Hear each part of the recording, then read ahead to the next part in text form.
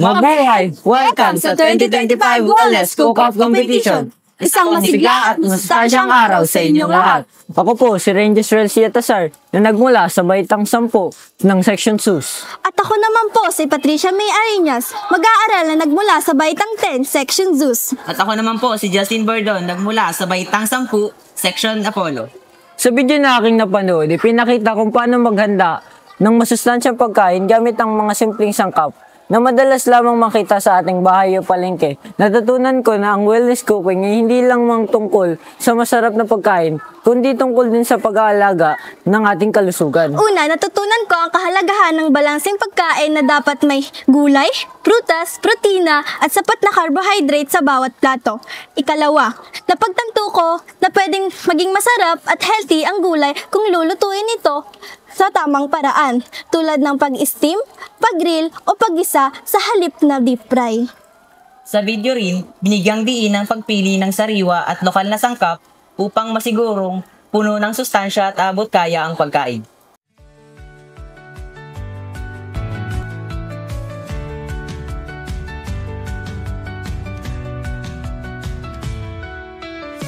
Welcome to Gonzalo Aler National High School.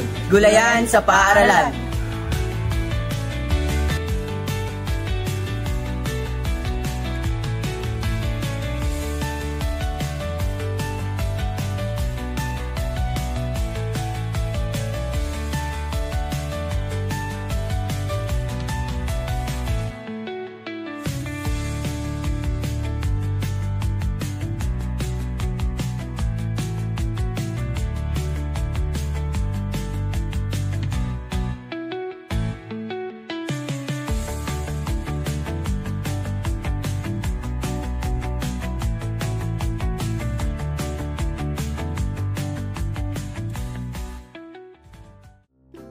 Ating simulan ang pagluluto sa pamamagitan ng paghuhugas ng ating mga pinitas na gulayin ng mga talong, sitaw, okra at talbos ng kamote at ilagay sa malinis na lagayan.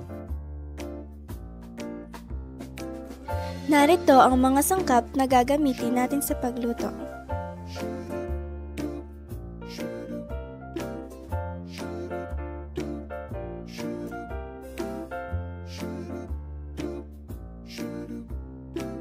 At narito ang mga kagamitan na gagamitin sa pagluto.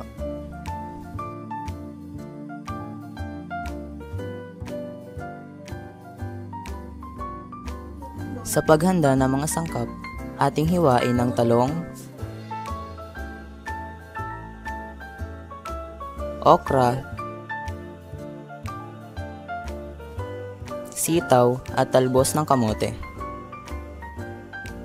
Sunod nating balta ng kalabasa at saka ito hiwain sa bite size.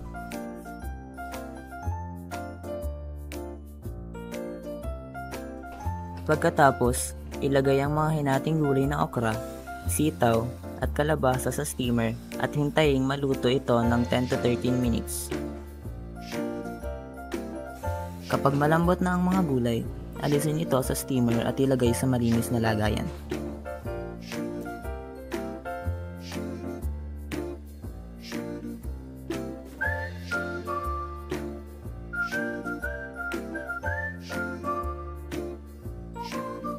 Isusunod naman po natin ang pagbablanch ng kamote tops.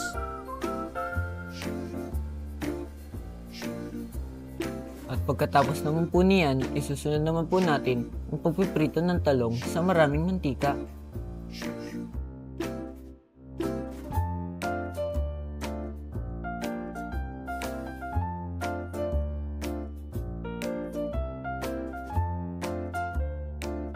Para naman sa paghanda ng mga sangkap ng sauce, para sa mga in-steam na gulay, ating hatiin ang itlog na maalat at ihiwalay ang dilaw ng itlog sa puting parte nito.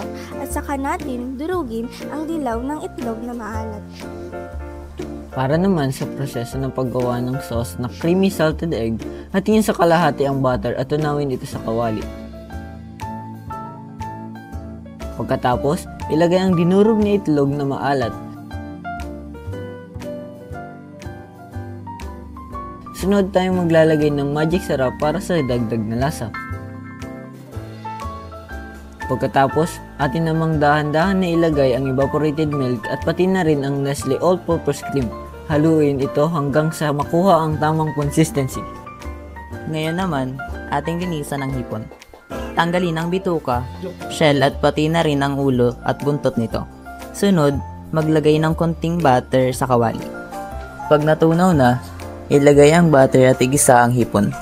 Pagkatapos, ilagay ang buttered shrimp sa gulay.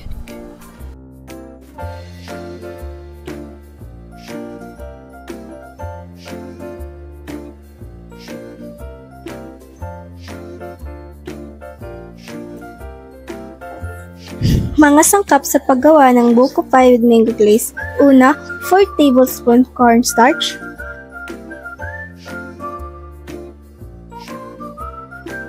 1/2 cup buko juice, 2 tablespoon of sugar, 2 sachet Nestle Bear Brand, 1/4 cup evaporated milk. Painitin ang kawali sa mahinang apoy, ilagay na ang mixture at isunod ang buko meat.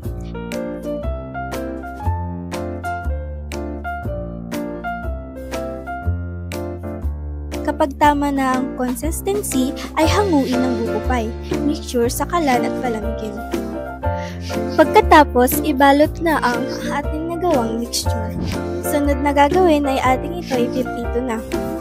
Para naman sa paggawa ng mango glaze, una, tunawin ang asukal sa kawali at hayaang kumulo ng dahan-dahan hanggang sa lumapot. Sunod, ilagay na natin para magsilbing garnish.